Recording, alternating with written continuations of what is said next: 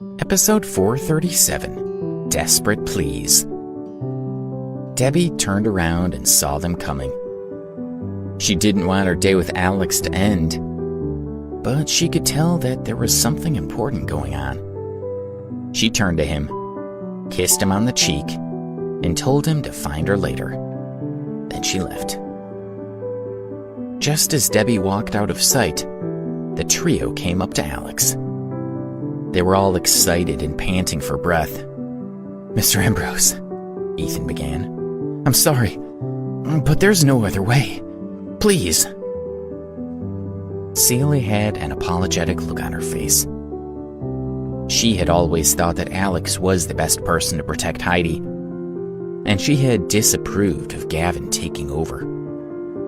Now that he had failed, he had the nerve to come back begging for help.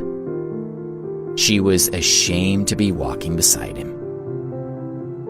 Gavin felt the severity of the situation, but he couldn't help but be amused at the sight of Alex in his uniform.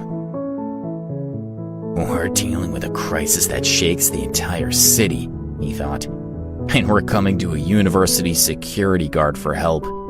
It's ridiculous." But he hid his amusement.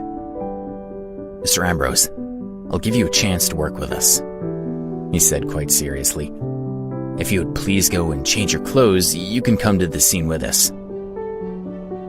"Sorry, I'm not interested," Alex answered calmly. Then he turned and started walking away. Gavin was stunned. "What the hell's with you, kid?" he blurted out. "Do you realize how many people would kill to work for me?" His words weren't mere bluster. Gavin had seen countless men and women beg for a chance to work at the agency. He had personally rejected dozens of competent fighters, tacticians, and analysts. People with whom Alex could only dream of comparing himself. Celia and Ethan turned to look at Gavin, and their faces were as serious as the grave. They needed Alex's help, and the director was seemingly doing everything he could to make sure they wouldn't get it.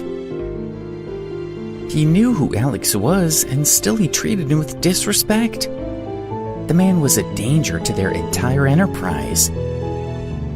As they stood and watched Alex walking away with no reaction, Ethan's frustration was mixed with increasing hopelessness. He was realizing the futility of asking for Alex's help, and he turned to walk away. Just then, Alex's phone rang. He stopped and answered. "Who is this?" he said.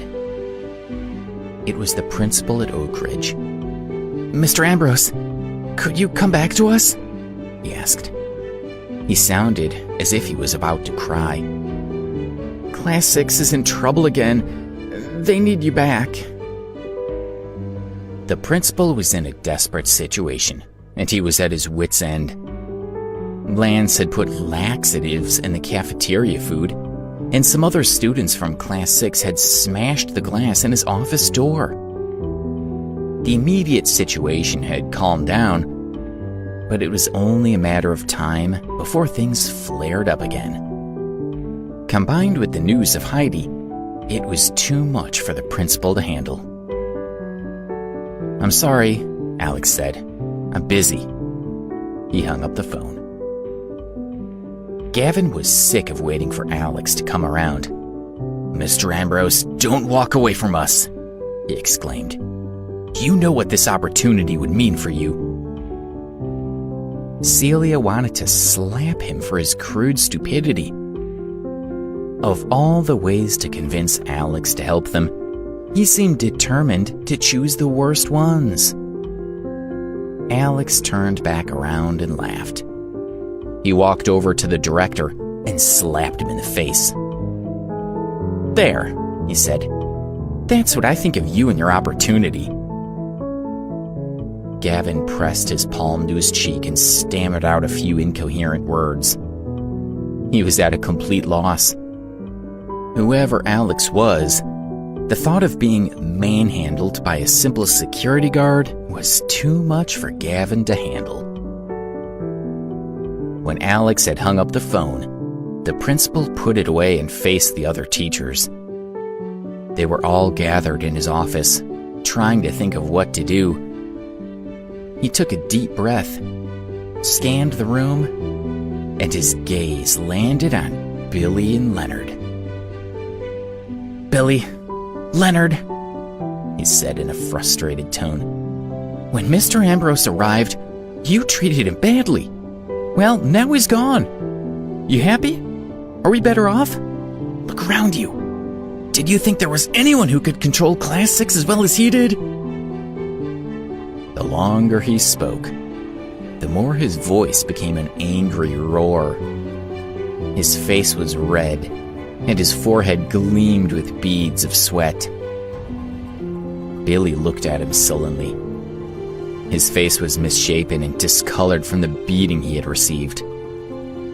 Much more than his face had been beaten. As the main teacher for Class 6, he bore responsibility for the situation.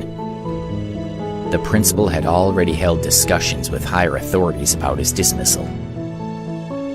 The principal calmed down, and then he dismissed them and went out to his car. He knew what he had to do. He was going to ask Alex to come back in person, and there wasn't a moment to lose. Gavin rubbed his cheek again, wondering if Alex's slap would leave a red mark.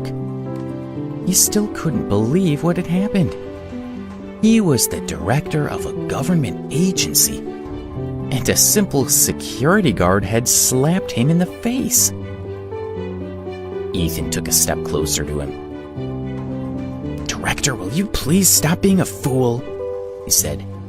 "You know why we're here. The next time you need someone's help, please be smarter about it." He turned and walked away. Celia sighed audibly. "Well, Director," she said, "I hope you'll learn from this. Maybe being slapped around might wake you up. Our operation will fail, and it's entirely your fault." Gavin shook with anger. "Oh, I see," he said. "So you've decided to make me your scapegoat." "We brought you here to talk to Mr. Ambrose," Celia answered. "We did our part. The rest was up to you."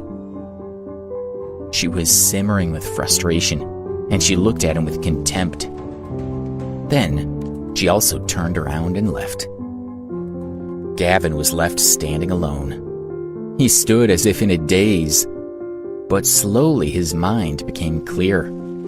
He had needed Alex's help, and he had failed to get it. He had messed up. Ethan was right.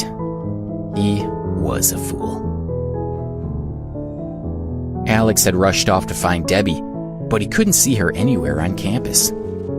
He reasoned that she might have gone back to her dorm. But before he could go after her, the principal of Oak Ridge arrived and ran up to him. "Mr. Ambrose, please listen to me," he cried desperately, clawing at Alex to make him stay. "We screwed up, especially Billy.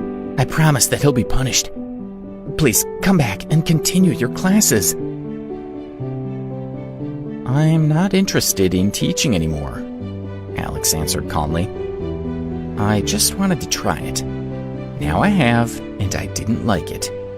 I never want to do it again." The principal begged him for several more minutes to reconsider, but Alex wouldn't budge.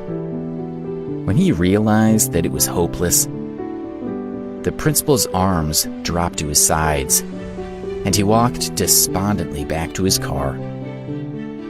His desperate gambit had failed, and he didn't know what else to do. When the principal was gone, Alex's phone started ringing again. This time, it was a text message. It read, "Mr. Ambrose, please help me." It was sent from Heidi's number.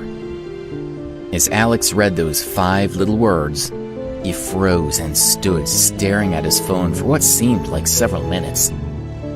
He put his phone away, straightened his clothes, and rushed off campus.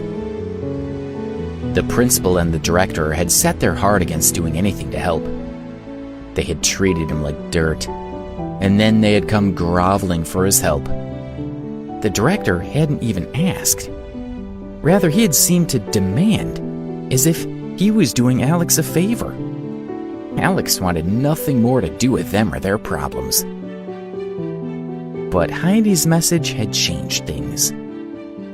The others could go to hell, but she was different. She was his student, and he had to protect her. He would find a way to get her home.